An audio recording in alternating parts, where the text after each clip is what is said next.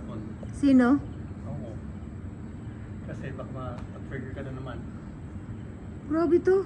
Buti alam mo. Kasi pag may Matitrigger babae, man gud ako guys. Lalo na pag magpunta siya dito sa pool na mag-isa. Kasi alam ko na maraming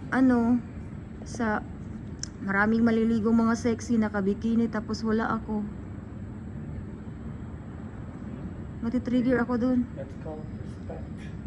May respect ko kita. Yung puto ko. Dapat lang. Kasi last time nga, hindi siya talaga siya nakapag-antay sa akin. Nagpunta talaga siya dito sa pool. Tapos nakita ko sa video call namin na maraming babaeng nakabikini.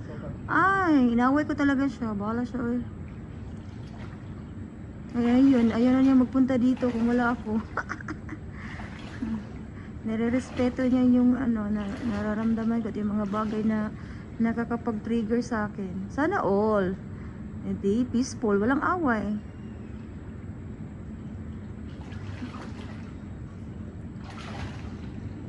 Mabait kasi itong lalaki na to eh. Sobrang bait. Nakikinig naman siya sa akin. So, minsan lang, ayan. Tayo mga babae, meron naman talaga tayong tupakin tayo. Hindi natin maintindihan yung emotion natin minsan. Sana all. Gwapo. Pugi. Agoy. Agoy. Ang cute-cute pa. Parang bata.